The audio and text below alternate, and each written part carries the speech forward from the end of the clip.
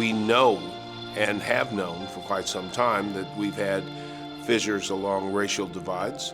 And those things were made even more stark during the pandemic and everybody and all the protests that were happening, all the events that were taking place around the country. It is high time that we had those types of conversations. That work is exceptionally important in this day and age because if we do not have those conversations, then we will simply continue to repeat the mistakes that we've made in the past. I think there's much more awareness of the need for everyone to be more educated about not just the history in our community, but what's happening now, what's still happening that is causing people of color to be unable to access the opportunities that everyone should access. And the Smiths are a big part of helping that happen here in the Kansas City region. So I will say that personally, I learned from Stephenie and Dr. Rodney in terms of definition and language. So we've heard of DEI, diversity, equity, and inclusion.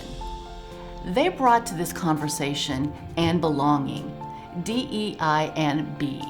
And that belonging was an aha for me, that we have heard of diversity, equity, inclusion for a long time, but not necessarily how that influences the belonging that we all need to have in our workplace, in our home environment. And belonging is important. We all want to belong.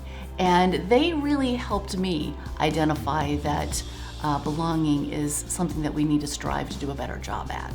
Both of them approach this work differently, which I think is really helpful because you cast a much broader net to do that. Combined, they have a good historical understanding, a current understanding, and also the imagination that we can move beyond the current constructs that we're in, which I think is really kind of the crux of it, that we're operating out of a space of like, we believe that we can actually affect change in this area. I think of being engaging, inclusive, learning, and then I think it's a genuine belief of what's possible. I think that's the challenge. A lot of us enter this work, but we don't usually really believe that we can get to the other side. But when I talk to them, I mean, they believe that Kansas City can be the best place for all people, whether that's to work, to go to school, to live, work, and play. I think they genuinely believe that, and I think that's important for any leaders in this space.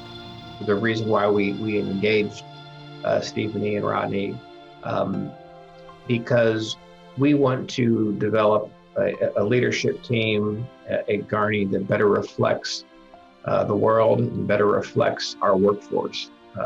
And Stephenie has helped us greatly understand that better and help us start to develop, a framework and a culture where we can do much better.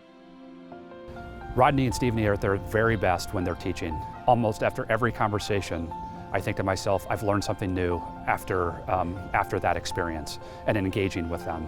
They're just tremendous teachers. They think like educators, they are educators, and their forethought is always about students and how they can help students and our younger generations evolve in the work of diversity, equity, and inclusion. Their true skill is, frankly, in being good people and showing people that they're good people. They're not here to harm, they're here to help.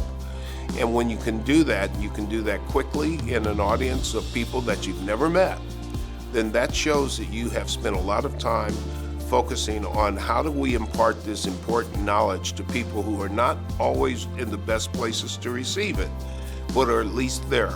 How do we turn the doubters into believers? How do we turn the believers into apostles?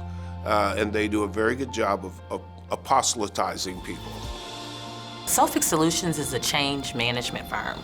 We help organizations navigate change through an equity lens. And so our approach is, communal. It is collective. Yeah, we've had a really great privilege. This has been really great work, and it doesn't happen alone. No.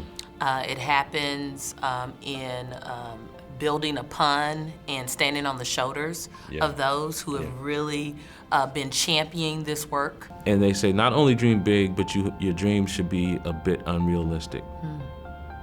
And so my big dream is to see racism diminish in my lifetime. That's my goal. That's my unrealistic, big, scary, hairy, audacious goal. To see racism done away with. I like that, and I believe in that. Yeah. And I think for me, it is that this work is work. It's not magical. It doesn't just happen because we wish for it to happen. It takes our effort. It takes our discovery of self. It takes our intentionality. And so I want us to all be prepared for that. That this is not just a destination. It's not where we're going. It is who we are. Therefore, when we move to collective impact, we recognize that equity is a rising tide that lifts all boats. Because we are interconnected. Yes. And so when we have a regional language, when we have a regional perspective, then we will then really move towards regional impact. And that's what's really exciting.